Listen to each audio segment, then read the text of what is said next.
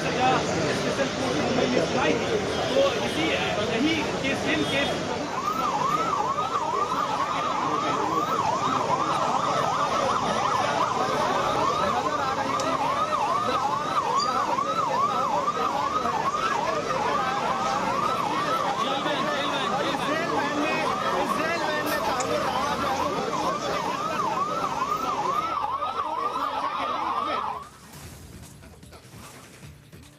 ಮತ್ತಷ್ಟು ಅಪ್ಡೇಟ್ ಅನ್ನು ಕೊಡೋದಕ್ಕೆ ನಮ್ಮ ದೆಹಲಿ ಪ್ರತಿನಿಧಿ ನಟೇಶ್ ನೇರ ಸಂಪರ್ಕದಲ್ಲಿ ಜಾಯ್ನ್ ಆಗಿದ್ದಾರೆ. ನಟೇಶ್, ಕೋರ್ಟ್ ಹಾಲ್ ನಂಬರ್ 39ರಲ್ಲಿ ರಾಣನನ್ನು ಪ್ರೊಡ್ಯೂಸ್ ಮಾಡಲಾಗುತ್ತೆ. ಅವರ ಪರವಾಗಿ ವಕೀಲರು ಕೂಡ ಒಬ್ಬರ ನೇಮಕ ಆಗಿದೆ, ಸಚ್ದೇವ್ ಅಂತ ಹೇಳಿ. ಮತ್ತೊಂದು ಕಡೆ ಸ್ಪೆಷಲ್ ಪಬ್ಲಿಕ್ ಪ್ರಾಸಿಕ್ಯೂಟರ್ ಕೂಡ ಹಾಜರಾಗಿದ್ದಾರೆ, NIA ವಿಶೇಷ ಜಸ್ಟಿಸ್ ಕೂಡ ಹಾಜರಾಗಿದ್ದಾರೆ. ಈಗ ಸದ್ಯಕ್ಕೆ ಏನಾಗ್ತಾ ಇದೆ, ಏನು ಕೊಡ್ತೀರಿ ಅಪ್ಡೇಟ್? ಬಂಧನ ಪ್ರಕ್ರಿಯೆ ನಂತರದಲ್ಲಿ ನಾಗೇಂದ್ರ ಬಾಬು, ಈಗ ಬಂಧನ ಪ್ರಕ್ರಿಯೆ ಮುಗಿತಿದೆ.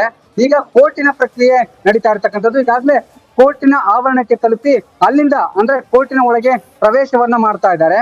ಈಗಾಗಲೇ ಏನು ಸ್ಪೆಷಲ್ ಜಡ್ಜ್ ಅನ್ನ ಕೂಡ ನೇಮಕ ಮಾಡಿರುವಂತದ್ದು.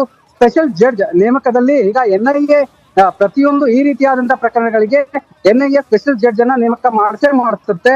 ಹಾಗಾಗಿ ಅದೇ ರೀತಿ ಈ ಒಂದು ಪ್ರಕರಣದಲ್ಲೂ ಅಷ್ಟೇ NIA ಸ್ಪೆಷಲ್ ಜಡ್ಜ್ ಅನ್ನ ನೇಮಕ ಮಾಡಿರುವಂತದ್ದು. ಇದೀಗ ಪ್ರಮುಖವಾಗಿ ಹಲವು ಪ್ರಶ್ನೆಗಳು ಈಗ ಇರ್ತಕ್ಕಂಥದ್ದು. ಇವರನ್ನ ಕಸ್ಟಡಿಗೆ ತೆಗೆದುಕೊಳ್ತಾರಾ ಅಥವಾ ನೇರವಾಗಿ ಏನು ಪರಪ್ಪನ ಅಗ್ರಹಾರಕ್ಕೆ ಕಳಿಸ್ತಾರಾ ಅನ್ನುವಂಥದ್ದು. ಒಂದು ಕಡೆ NIA ಸಾಕಷ್ಟು ತಯಾರಿಯನ್ನ ಮಾಡ್ಕೊಂಡಿದೆ, ಅವರನ್ನ ಕಸ್ಟಡಿಗೆ ತೆಗೆದುಕೊಳ್ಳಬೇಕು ಎನ್ನುವಂತಹ ನಿಟ್ಟಿನಲ್ಲಿ. ಯಾಕಂದ್ರೆ ಈತನ ಪ್ರಕರಣಗಳೇನಿದೆ, ಈ ಹಿಂದಿನ ಪ್ರಕರಣಗಳು ಹಾಗೇನೆ ಕಳೆದ ಹಲವು ವರ್ಷಗಳಿಂದ ಅಂದ್ರೆ ಮುಂಬೈ ಅಟ್ಯಾಕ್ ಆದ ಹಿಂದಿನ ಪ್ರಕರಣಗಳೇನಿದೆ ಅದರಲ್ಲಿ ಸಾಕಷ್ಟು ಮಾಹಿತಿಗಳನ್ನ ಕೂಡ ಕಲೆ ಹಾಕಿರುವಂತದ್ದು NIA ಟೀಮ್. ಆದ್ರೆ ಈ ಒಂದು ಮಾಹಿತಿಗಳ ಆಧಾರದ ಮೇಲೆ ಕೋರ್ಟ್ ಅನ್ನ ಮನವಿ ಮಾಡಬಹುದು. ಯಾಕಂದ್ರೆ ಜಡ್ಜ್ ಅನ್ನ ಮನವಿ ಮಾಡಲಾಗುತ್ತೆ, ಲೀಗಲ್ ಟೀಮ್ ಅದಕ್ಕೆ ಸಕಲ ತಯಾರಿಯನ್ನ ಮಾಡ್ಕೊಳ್ಳಲಾಗಿದೆ. ಕಸ್ಟಡಿಗೆ ಕೇಳ್ತಾರೆ. ಯಾಕಂದ್ರೆ ಕಸ್ಟಡಿಗೆ ತೆಗೆದುಕೊಂಡಂತಹ ಸಂದರ್ಭದಲ್ಲಿ NIA ಟೀಮ್ ಯಾವ ರೀತಿ ವರ್ಕ್ ಮಾಡುತ್ತೆ ಅನ್ನುವಂಥದ್ದನ್ನ ಕಳೆದ ಹಲವು ಪ್ರಕರಣಗಳಲ್ಲಿ ನಾವು ನೋಡಿರ್ತೀವಿ. ಹಾಗಾಗಿ ಈ ಒಂದು ಪ್ರಕರಣ ಸಾಕಷ್ಟು ಮೇಜರ್ ಪ್ರಕರಣ ಆಗಿರೋದ್ರಿಂದ ಸಾಕಷ್ಟು ಜನರ ಭಾರತೀಯರ ಒಂದು ಹತ್ಯಾಕಾಂಡ ಆಯ್ತು. ಇವರು ಆ ಒಂದು ಮುಂಬೈ ಘಟನೆಯಲ್ಲಿ 164ಕ್ಕೂ ಹೆಚ್ಚು ಮಂದಿ ಸಾವನ್ನಪ್ಪಿದ್ರು. ಅದೆಲ್ಲವನ್ನ ಪರಿಗಣನೆ ತೆಗೆದುಕೊಂಡ್ರೆ ಕಸ್ಟಡಿ ಬಹಳ ಇಂಪಾರ್ಟೆಂಟ್ ಆಗುತ್ತೆ. ಕಸ್ಟಡಿಗೆ ತೆಗೆದುಕೊಂಡಂತಹ ಸಂದರ್ಭದಲ್ಲಿ ಈತನ ಹಲವು ವಿಚಾರಗಳು ಬೆಳಕಿಗೆ ಬರ್ತವೆ. ಯಾಕಂದ್ರೆ ಬಹಳ ಪ್ರಮುಖವಾಗಿ ಈತ ಲಷ್ಕರ್ ಇ ತೊಯ್ಬಾ ಜೊತೆ ಸದಸ್ಯನಾಗಿದ್ದ, ಲಷ್ಕರ್ ಇ ತೊಯ್ಬಾ ಟೀಮ್ ನಲ್ಲಿ ಸದಸ್ಯನಾಗಿ ಅಂದ್ರೆ ಮೆಂಬರ್ ಆಗಿದ್ದ. ಜೊತೆಗೆ ಹಲವು ಪಾಸ್ಪೋರ್ಟ್ ಗಳನ್ನ ನಕಲಿ ಮಾಡೋದಿರ್ಬೋದು, ಹಾಗೇನೆ ISIS ಉಗ್ರರ ಜೊತೆ ಸಾಕಷ್ಟು ನಂಟನ್ನ ಹೊಂದಿದ್ದ ಎನ್ನುವಂತಹ ಮಾಹಿತಿಯು ಕೂಡ ಇದೆ NIA ಟೀಮ್ ಅಲ್ಲಿ. ಹಾಗಾಗಿ ಈ ಎಲ್ಲಾ ಪ್ರಕರಣಗಳಿಗೆ ಸಂಬಂಧಪಟ್ಟಂತೆ ಸಾಕಷ್ಟು ವಿಚಾರಣೆ ಬೇಕಿದೆ. ಜೊತೆಗೆ ಅದಕ್ಕೆ ಸಾಕಷ್ಟು ಕಾಲಾವಕಾಶ ಬೇಕಾಗಿರೋದ್ರಿಂದ ಕಸ್ಟಡಿಗೆ ಕೇಳುವಂತಹ ಎಲ್ಲಾ ಚಾನ್ಸಸ್ ಇದೆ. ಅದಕ್ಕೆ ಎಲ್ಲ ತಯಾರಿಯನ್ನು ಕೂಡ NIA ಟೀಮ್ ಮಾಡ್ಕೊಂಡಿದೆ. ಆದ್ರೆ ಆತನ ಈಗಾಗಲೇ ರಾಣಾ ಪರವಾಗಿ ಕೂಡ ವಕೀಲರನ್ನ ನೇಮಕ ಮಾಡಿರೋದ್ರಿಂದ ಅವರು ನೇರವಾಗಿ ಒಂದಷ್ಟು ಬೇಡಿಕೆಗಳನ್ನ ಕೂಡ ಇಡಬಹುದು, ಸರ್ವೇ ಸಾಮಾನ್ಯ ಅದು. ಆದ್ರೆ NIA ಟೀಮ್, ಲೀಗಲ್ ಟೀಮ್ ಏನಿದೆ ಇದು ಈ ಒಂದು ವಿಚಾರವಾಗಿ ಕಸ್ಟಡಿಗೆ ತೆಗೆದುಕೊಳ್ಳುವಂತಹ ಎಲ್ಲಾ ಸಾಧ್ಯತೆಗಳು ಕೂಡ ಇರ್ತಕ್ಕಂಥದ್ದು ನಾಗೇಂದ್ರ ಬಾಬು. ಓಕೆ, ಈಗ ಪ್ರಮುಖವಾಗಿ ಕೋರ್ಟ್ ಹಾಲಲ್ಲಿ ಯಾರೆಲ್ಲ ಇದ್ದಾರೆ ಅಂತ ಅದ್ರ ಬಗ್ಗೆ ಏನಾದ್ರು ಅಪ್ಡೇಟ್ ಸಿಗ್ಬೋದಾ? ನಾಗೇಂದ್ರ ಬಾಬು, ಪ್ರಮುಖವಾಗಿ ಲೀಗಲ್ ಟೀಮ್ ಇರುತ್ತೆ, ಎರಡೂ ಕಡೆಯ ಲೀಗಲ್ ಟೀಮ್ ಇರುತ್ತೆ. ಜೊತೆಗೆ NIA ಅಧಿಕಾರಿಗಳು ಇರ್ತಾರೆ. ತದನಂತರದಲ್ಲಿ ಈಗ ರಾಣಾ ಸಂಬಂಧಿಕರು ಇರ್ಬೋದು ಅಥವಾ ಮತ್ತೊಬ್ರು ಇರ್ಬೋದು, ಅವ್ರು ಯಾರು ಇಲ್ಲ ಅನ್ನುವಂತಹ ಮಾಹಿತಿ. ಯಾಕಂದ್ರೆ ರಾಣಾ ಆರೋಪಿ ಇದ್ದಾನೆ, ಈತನನ್ನ ನೇರವಾಗಿ NIA ಅಧಿಕಾರಿಗಳು ಏರ್ಪೋರ್ಟ್ ನಿಂದ ಬಂಧಿಸಿ ಕರೆದುಕೊಂಡು ಬಂದಿರೋದ್ರಿಂದ ಒಂದು ಟೀಮ್ ಏನಿದೆ ಅಂದ್ರೆ ಲೀಗಲ್ ಟೀಮ್ಗಳು ಮಾತ್ರ ಇರುತ್ತೆ. ಅದನ್ನ ಹೊರತುಪಡಿಸಿ ಬೇರೆ ಯಾರು ಇರ್ಲಿಕ್ಕಿಲ್ಲ ಎನ್ನುವಂಥದ್ದು. ಅದಕ್ಕೆ ಸಂಬಂಧಪಟ್ಟಂತೆ ಈಗ ರಿಪೋರ್ಟ್ಸ್ ಗಳೇನಿದೆ ಆ ರಿಪೋರ್ಟ್ಸ್ ಗಳನ್ನ ಲೀಗಲ್ ಟೀಮ್ಗೆ ಸಬ್ಮಿಟ್ ಮಾಡ್ತಾರೆ. ಲೀಗಲ್ ಟೀಮ್ ಈ ಒಂದು ಪ್ರಕರಣದ ಎಲ್ಲ ಆಗು ಹೋಗುಗಳನ್ನ ಆಯಾ ಲೀಗಲ್ ಟೀಮ್ ಅಂದ್ರೆ ರಾಣಾ ಲೀಗಲ್ ಟೀಮ್ ಇರ್ಬೋದು, NIA ಲೀಗಲ್ ಟೀಮ್ ಇರ್ಬೋದು, ಈ ಲೀಗಲ್ ಟೀಮ್ಗಳು ಹ್ಯಾಂಡಲ್ ಮಾಡೋದ್ರಿಂದ ಬೇರೆ ಯಾರು ಅಂದ್ರೆ ಅಲ್ಲಿ ಒಳಗಡೆ ಯಾರಿಗೂ ಕೂಡ ಪ್ರವೇಶ ಇರೋದಿಲ್ಲ. ಒಂದು ಕಡೆ NIA ಅಧಿಕಾರಿಗಳಿರ್ತಾರೆ, NIA ಲೀಗಲ್ ಟೀಮ್ ಇರುತ್ತೆ, ರಾಣಾ ಇರ್ತಾನೆ, ಹಾಗೇನೆ ರಾಣಾ ಲೀಗಲ್ ಟೀಮ್ ಇರುತ್ತೆ, ಜೊತೆಗೆ ಜಡ್ಜ್ ಇರ್ತಾರೆ. ಈ ಒಂದು ಪ್ರಕ್ರಿಯೆ ನಡೆಯುವಂತಹ ಸಂದರ್ಭದಲ್ಲಿ ಇಷ್ಟು ಜನ ಇರ್ತಾರೆ ಎನ್ನುವಂತಹ ಮಾಹಿತಿಗಳು ಕೂಡ ಲಭ್ಯ ಆಗಿರ್ತಕ್ಕಂಥದ್ದು ನಾಗೇಂದ್ರ ಬಾಬು. ಓಕೆ, ಈಗ ಎಷ್ಟೊತ್ತರೆಗೂ ಈ ಕೋರ್ಟ್ನಲ್ಲಿ ಈ ಪ್ರಕ್ರಿಯೆಗಳು ನಡೀಬಹುದು ನಟೇಶ್? ಪ್ರಮುಖವಾಗಿ ಈ ಒಂದು ಪ್ರಕ್ರಿಯೆ ಅಂದ್ರೆ ಇದೊಂದು ಬಹಳಷ್ಟು ದೊಡ್ಡ ಮಟ್ಟದ ಪ್ರಕರಣ ಆಗಿರೋದ್ರಿಂದ ಒಂದಷ್ಟು ಸಮಯವನ್ನ ತೆಗೆದುಕೊಳ್ಳುವಂತಹ ಸಾಧ್ಯತೆ ಇದೆ. ಯಾಕಂದ್ರೆ ಕೆಲವು ಪ್ರಕರಣಗಳನ್ನ ನಾವು ನೋಡಿದಂತಹ ಸಂದರ್ಭದಲ್ಲಿ ಜಡ್ಜ್ ಮುಂದೆ ಹಾಜರುಪಡಿಸಿದಂತಹ 10 ನಿಮಿಷಗಳಲ್ಲಿ ಈ ಒಂದು ಲೀಗಲ್ ಟೀಮ್ ಏನಿರುತ್ತೆ ಒಂದು ಡಾಕ್ಯುಮೆಂಟ್ಸ್ ಅನ್ನ ಸಬ್ಮಿಟ್ ಮಾಡಿ ಮನವರಿಕೆಯನ್ನ ಮಾಡ್ತಾರೆ. ಈ ರೀತಿ ನಟೇಶ್ ಇನ್ನೊಂದು ಮಾಹಿತಿ ಇದೆ, ಒಂದು ಕನ್ಫರ್ಮ್ ಮಾಡಿ. ಮುಂಬೈನಿಂದ ಒಂದಷ್ಟು ಈ ವಿಚಾರಣೆ ನಡೆದಂತ ಪ್ರಕ್ರಿಯೆಗಳ ಡಾಕ್ಯುಮೆಂಟ್ ಅನ್ನ ತರಿಸ್ಕೊಂಡಿದ್ದಾರಂತೆ, ಹೌದಾ?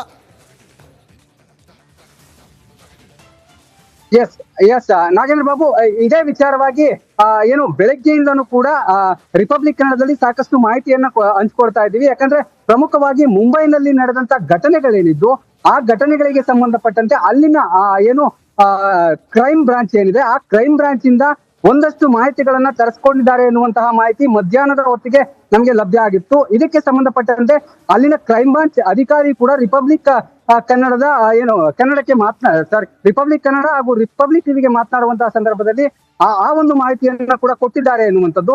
ಯಾಕಂದ್ರೆ ಬಹಳ ಪ್ರಮುಖವಾಗಿ ಆ ಒಂದು ಮೇಜರ್ ಕೇಸ್ ಇದ್ದದ್ರಿಂದ ಕ್ರೈಮ್ ಟೀಮ್ ಅಂದ್ರೆ ಮುಂಬೈ ಕ್ರೈಮ್ ಟೀಮ್ ಏನಿದೆ ಇದು ಸಾಕಷ್ಟು ಆಯಾಮಗಳಲ್ಲಿ ಒಂದಷ್ಟು ತನಿಖೆಗಳನ್ನ ಮಾಡಿತ್ತು. ಅದಕ್ಕೆ ಸಂಬಂಧಪಟ್ಟಂತಹ ಸಾಕ್ಷ್ಯಾಧಾರಗಳನ್ನು ಕೂಡ ಹುಡುಕಿಕೊಂಡಿತ್ತು. ಯಾಕಂದ್ರೆ ಹಲವು ಮಂದಿ ಸಾವನ್ನಪ್ಪಿದ್ರು ಆ ಒಂದು ಪ್ರಕರಣದಲ್ಲಿ. ಅಂದ್ರೆ ಮುಂಬೈ ಅಟ್ಯಾಕ್ ಆದಂತಹ ಸಂದರ್ಭದಲ್ಲಿ ಏನೆಲ್ಲ ಆಯ್ತು ಅನ್ನುವಂಥದ್ದು ಎಲ್ರಿಗೂ ಕೂಡ ಗೊತ್ತಿದೆ.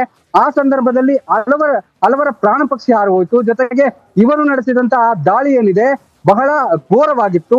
ಆ ದಾಳಿಯ ಸಂಪೂರ್ಣ ಮಾಹಿತಿಯನ್ನ ಅಲ್ಲಿನ ಕ್ರೈಮ್ ಬ್ರಾಂಚ್ ಇರ್ಬೋದು, ಯಾಕಂದ್ರೆ ಆ ಒಂದು ಪ್ರಕರಣ ನಡೆದಂತಹ ಸಂದರ್ಭದಲ್ಲಿ ಕ್ರೈಮ್ ಬ್ರಾಂಚ್ ಕೂಡ ಅದರ ಸಂಪೂರ್ಣ ಮಾಹಿತಿಯನ್ನ ತೆಗೆದುಕೊಂಡು ಅದರ ಬಗ್ಗೆ ಸ್ಪೆಷಲ್ ಆಗಿ ಒಂದು ತನಿಖೆಯನ್ನ ನಡೆಸಿದ್ದು. ಆ ತನಿಖೆಯ ವರದಿಯನ್ನ ಕೂಡ ಈಗ ಸಲ್ಲಿಕೆ ಮಾಡಿದೆ ಎನ್ನುವಂಥದ್ದು. ಯಾಕಂದ್ರೆ ಈ ಒಂದು ಮೇಜರ್ ಕೇಸ್ ಏನಿದೆ ಇದಕ್ಕೆ ಸಂಬಂಧಪಟ್ಟಂತೆ ಅಂದ್ರೆ ಸ್ಪಾಟ್ ಇನ್ವೆಸ್ಟಿಗೇಷನ್ ಏನಿದೆ ಅದು ಬಹಳ ಪ್ರಮುಖವಾಗುತ್ತೆ. ಯಾಕಂದ್ರೆ ಬೇರೆ ಟೀಮ್ಗಳು ಬಂದಂತಹ ಸಂದರ್ಭದಲ್ಲಿ ಅಲ್ಲಿನ ಕ್ರೈಮ್ ಟೀಮ್ ಕೂಡ ಅದರ ಜವಾಬ್ದಾರಿಯನ್ನ ವಹಿಸ್ಕೊಳ್ಬೇಕಾಗತ್ತೆ.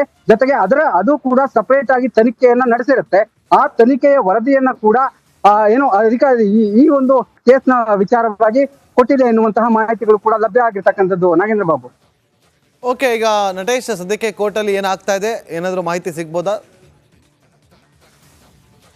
ಈಗ ಸದ್ಯಕ್ಕೆ ಈಗಾಗಲೇ ಕೋರ್ಟ್ ಪ್ರೊಸೀಡಿಂಗ್ ಆಗ್ತಾ ಇದೆ ಎನ್ನುವಂಥದ್ದು. ಯಾಕಂದ್ರೆ ಕೋರ್ಟಿನ ಆವರಣಕ್ಕೆ ಕರೆದುಕೊಂಡು ಹೋದಂತಹ ಸಂದರ್ಭದಲ್ಲಿ ಇಮಿಡಿಯೇಟ್ ಆಗಿ ಒಳಗಡೆ ಕರೆದುಕೊಂಡು ಹೋಗಿದ್ದಾರೆ. ಅಂದ್ರೆ ಕೋರ್ಟಿನ ಒಳಗೆ ಕರೆದುಕೊಂಡು ಹೋಗಿದ್ದಾರೆ ಎನ್ನುವಂತಹ ಮಾಹಿತಿ ಸಿಗ್ತಾ ಇದೆ. ಅಲ್ಲಿ ಟೈಟ್ ಸೆಕ್ಯೂರಿಟಿಯನ್ನ ಹೊರಗಡೆ ಮಾಡಿರೋದ್ರಿಂದ ಜಾಸ್ತಿ ಅಂದ್ರೆ ಹೆಚ್ಚು ಕಾಲಾವಕಾಶವನ್ನ ತೆಗೆದುಕೊಳ್ಳೋದಿಲ್ಲ ಎನ್ನುವಂಥದ್ದು. ಯಾಕಂದ್ರೆ ಪ್ರಕ್ರಿಯೆಗಳು ಬೇಗ ಆದಷ್ಟು ಸೆಕ್ಯೂರಿಟಿಯ ಪರ್ಪಸ್ ಏನಿದೆ ಭದ್ರತಾ ವಿಚಾರದಲ್ಲಿ ಸಾಕಷ್ಟು ಟೈಟ್ ಸೆಕ್ಯೂರಿಟಿಯನ್ನ ಮಾಡಿರೋದ್ರಿಂದ ಇಮಿಡಿಯೇಟ್ ಆಗಿ ಈ ಒಂದು ಪ್ರಕ್ರಿಯೆ ನಡೆಯಬೇಕಾಗತ್ತೆ.